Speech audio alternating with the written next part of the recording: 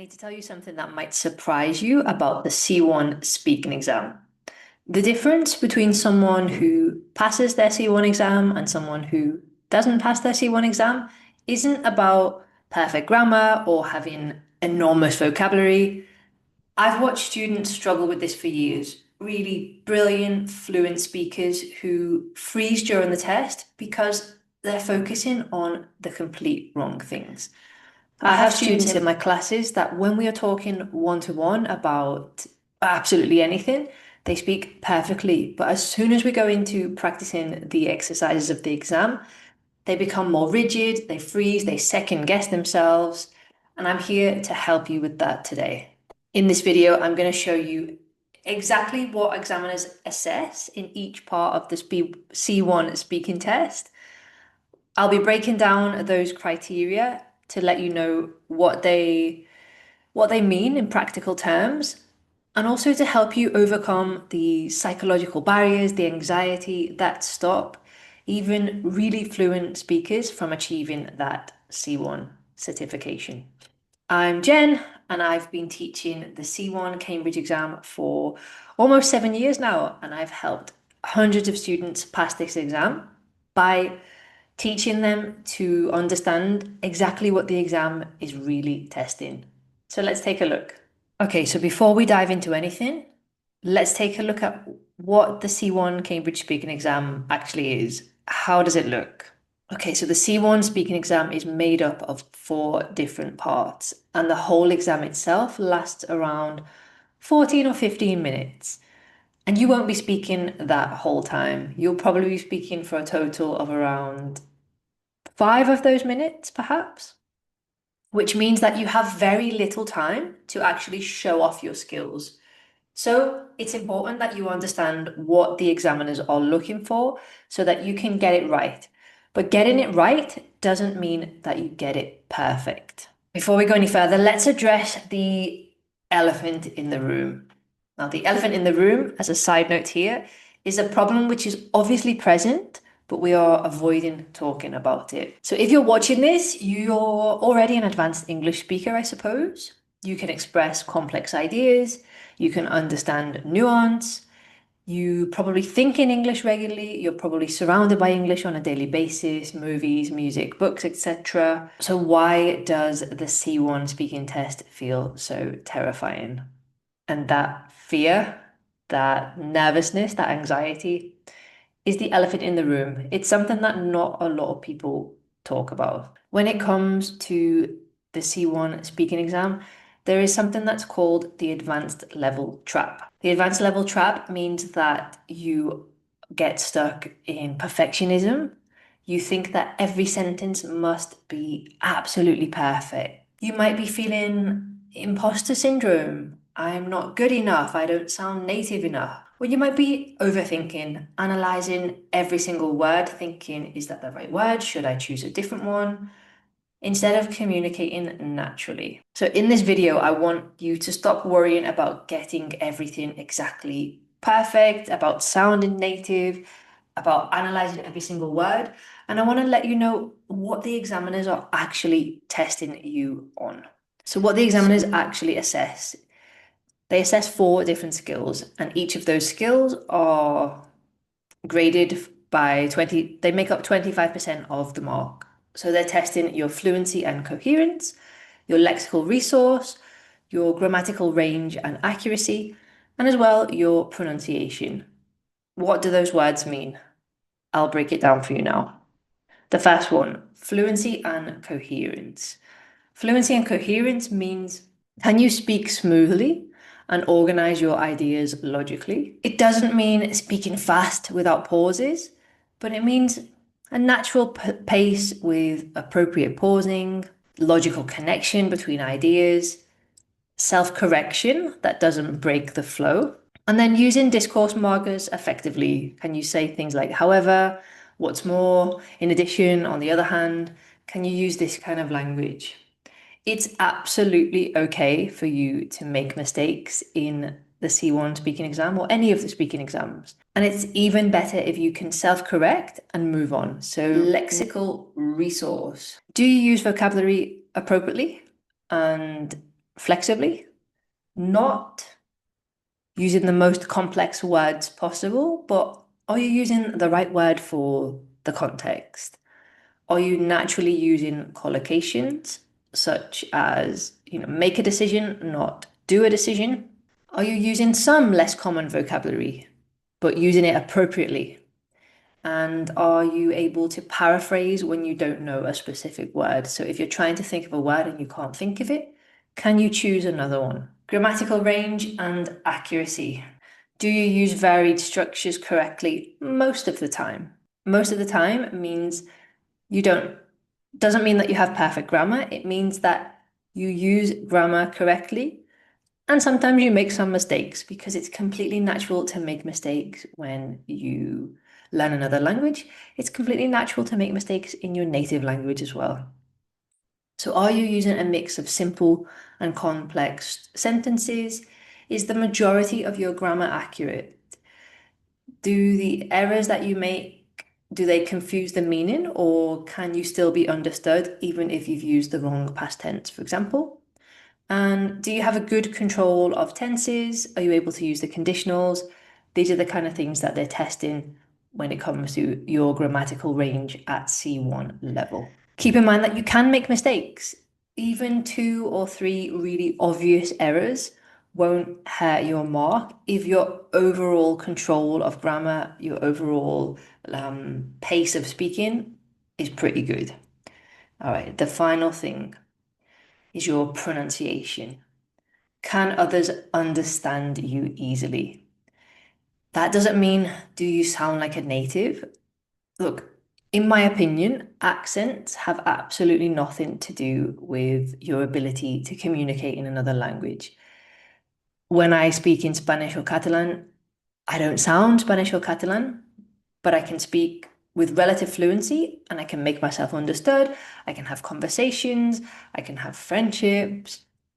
I might not sound like a native speaker, but I can speak the language. And it's the same for you in English. You're probably never going to sound 100% British or American or whatever accent that you're trying to achieve, and that is okay. You don't need to get rid of where you come from or who you are in order to be able to speak another language. But pronunciation means clear articulation, appropriate stress and intonation. Are you using the words right?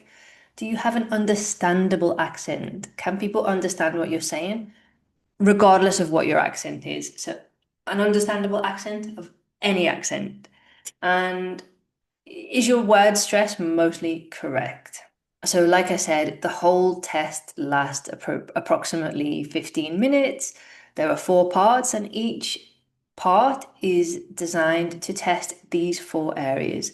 So, I want to break down how all of this works in practice by looking at each of the parts of the speaking exam. So, we'll start by part 1. Part 1 is the interview. This is used to break the ice, to warm you up so the examiner can get to know you.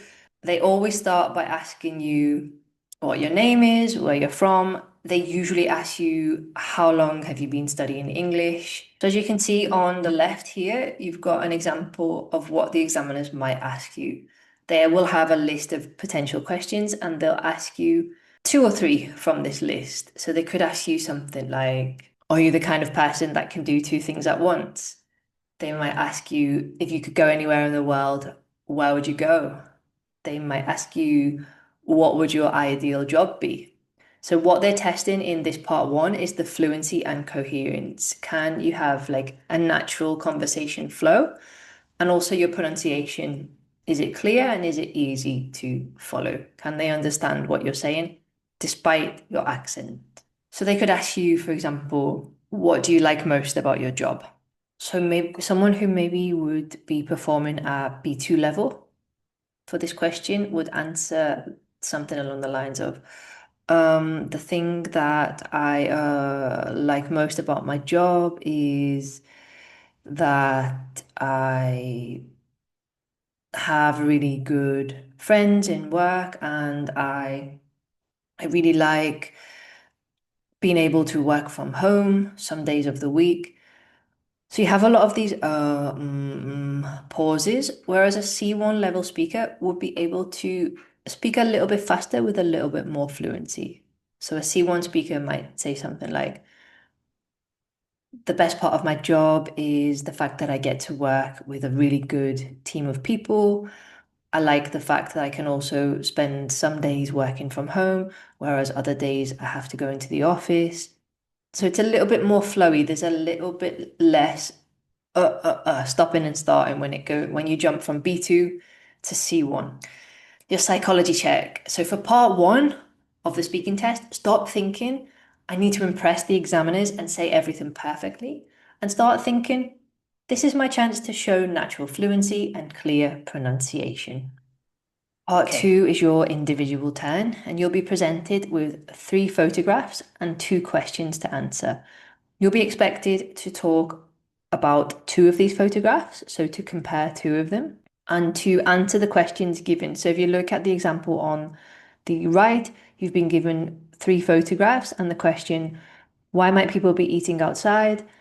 And how memorable might the experience be? So you would only have 1 minute to compare, contrast, and answer that question.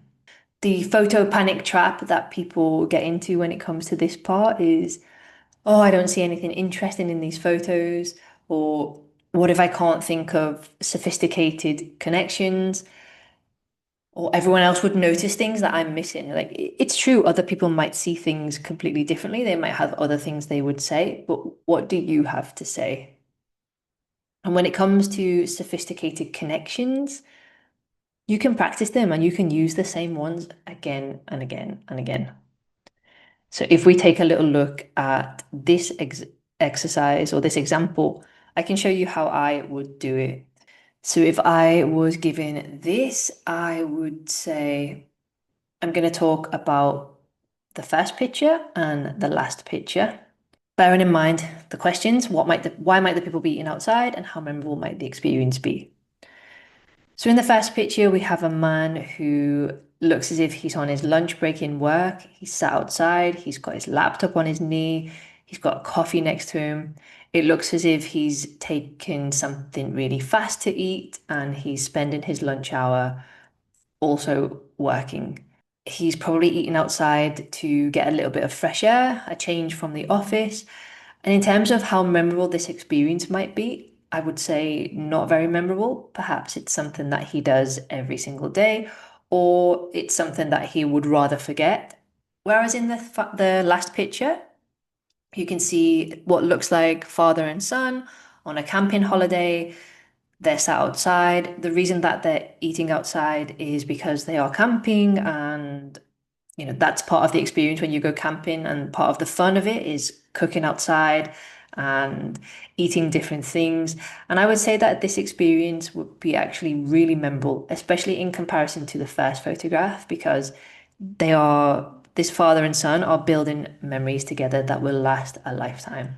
Something like that. That would be your answer. It doesn't have to be perfect. It doesn't have to be really complex or really mind-blowing, but what the examiner wants in part two is, can you speculate?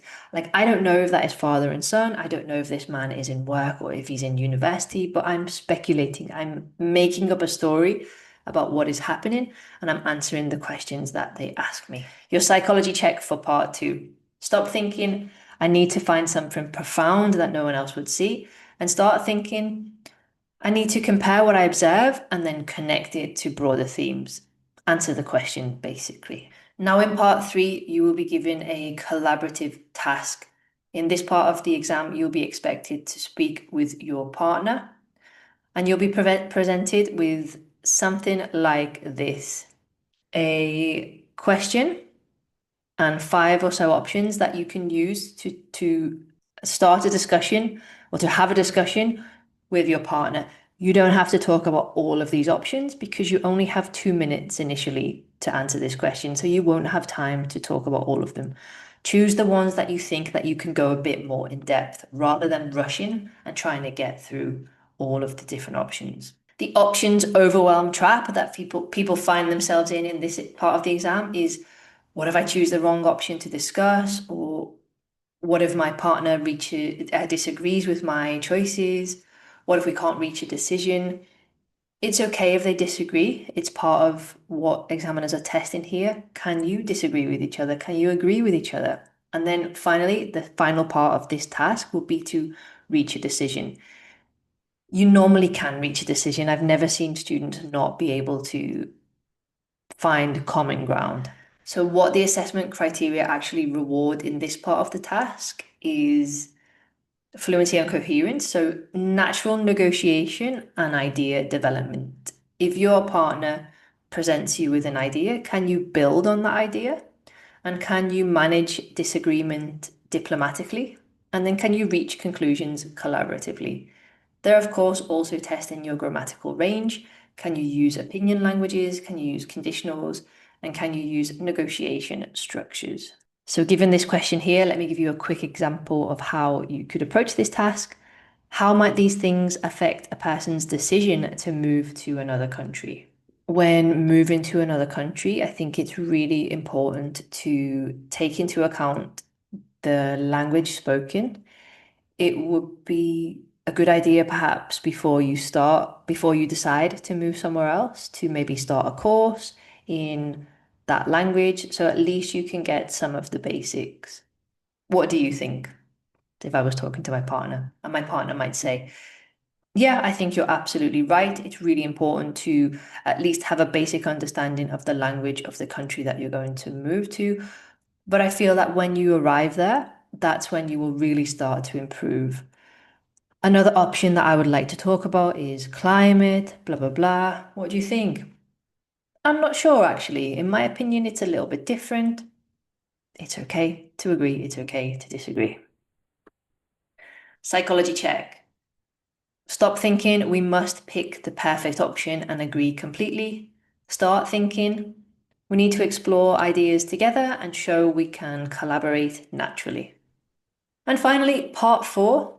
So, part four is an extended discussion based on the theme of part three. So, if part three was talking about environmental issues, the questions that come up in part four will be around the same topic, environmental problems. The examiner will probably ask you 2 or 3 questions here, and they might ask you or your partner, do you agree with what was said? And then you would have the chance to build on their ideas or to say, actually, no, I have a different point of view. The trap that people fall into here is thinking that you need to sound like a philosopher, that the examiner expects like expert level analysis on environmental problems, on economy.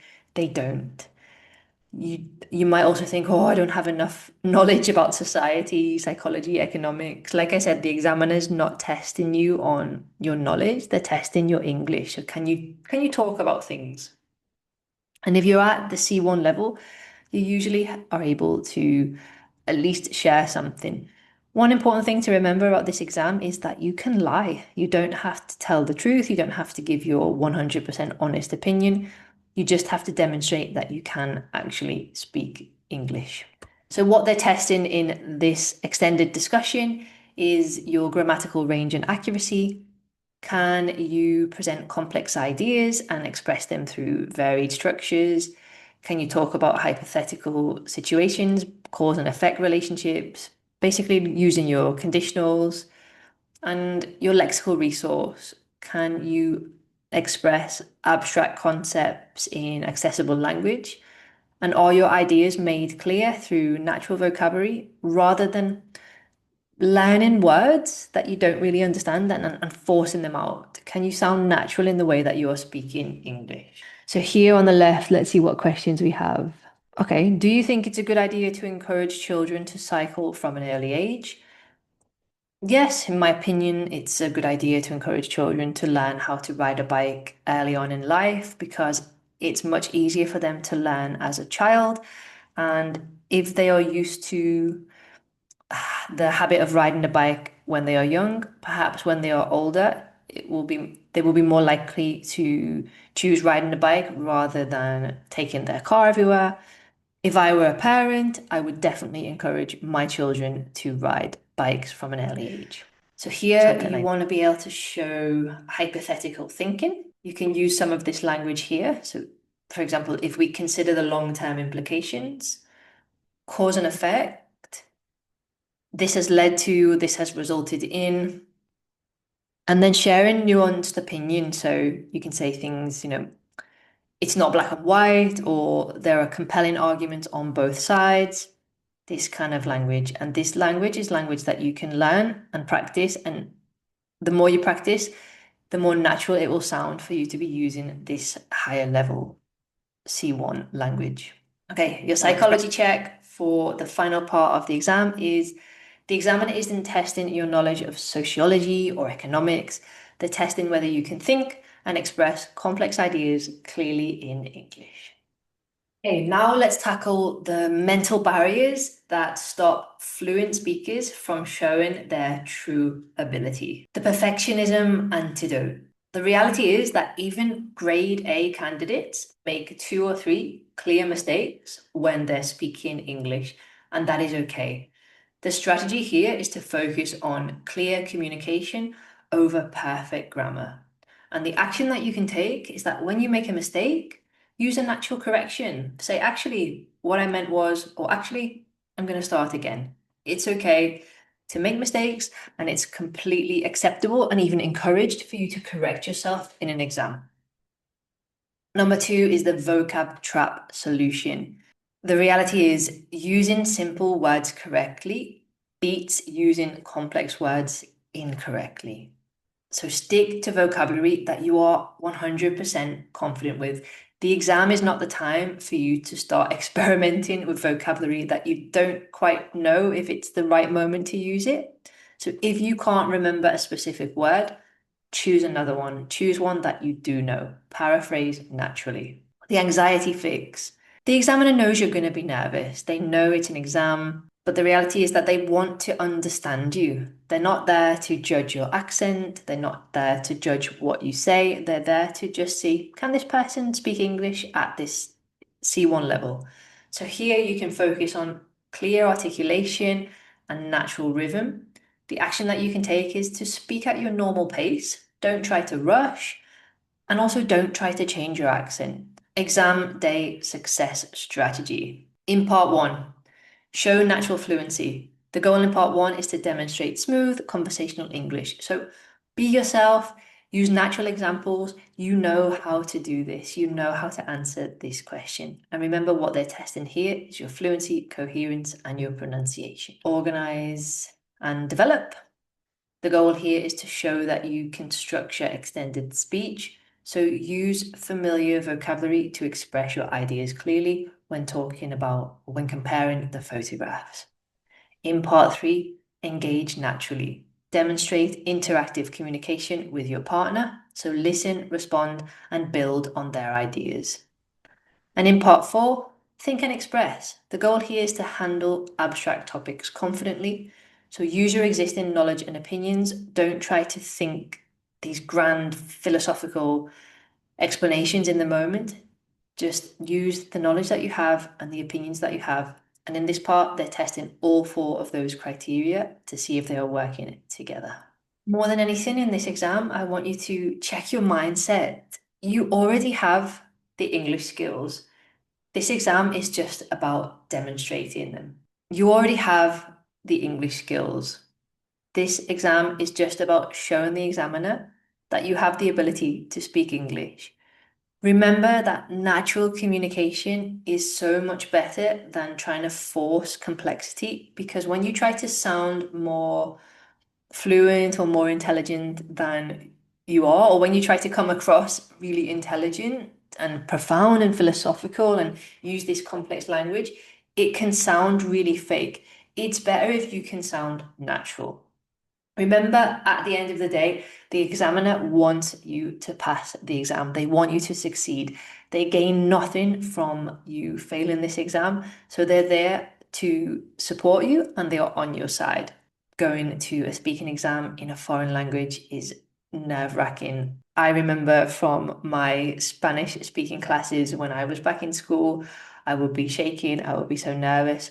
But just remind yourself, you can do this. You do have the level. Otherwise, you wouldn't be here going for the exam. So now you understand exactly what each assessment criteria means and how to overcome the psychological barriers that hold advanced speakers back. But understanding isn't always enough. What you need to be doing for the C1 level exam is to target your practice and get expert feedback from someone who knows exactly what the exam wants. I've created a free use of English and reading mock test that gives you the complete C1 experience. But here's what makes it special. You'll also get the opportunity to receive personalized speaking feedback directly from me for a small additional cost. So with this freebie, it means that you can practice the full C1 format. You'll get a full reading and use of English exam, plus the answers. I'll also send you a bonus listening test, and you'll have the opportunity to upgrade to get your speaking checked by me and also to get feedback on your writing. So you can practice the full exam, you can get expert analysis of your speaking performance, I can help you identify specific areas for improvement, and you'll also build confidence before your real exam. The link for that freebie is in the description of this video. And if you're ready to guarantee your success, if you're serious about passing the C1, I invite you to join my 6-month one-to-one C1 Success program.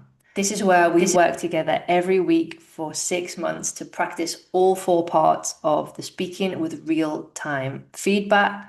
And not just all 4 parts of the speaking, all parts of the entire exam. I'll help you as well refine the psychological strategies that we talked about today. So you can walk into the speaking exam, the reading exam, the listening exam, feeling capable and confident. We'll be building unshakable confidence through repetition, by practicing mock exams, by practicing different grammar, by practicing all of the different elements of this exam that you will expect to face on the day. And we'll also address any personal challenges that you have. We'll make you personalized study plans. We'll be tracking your progress week by week so we can see that you're moving towards the exam.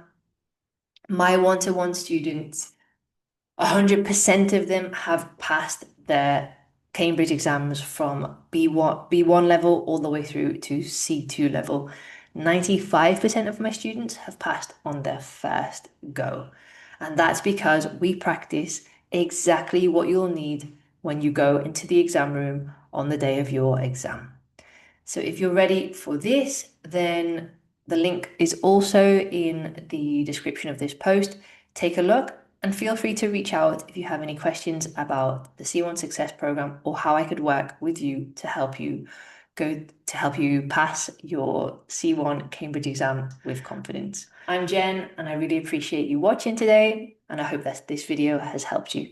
Thank you. Goodbye.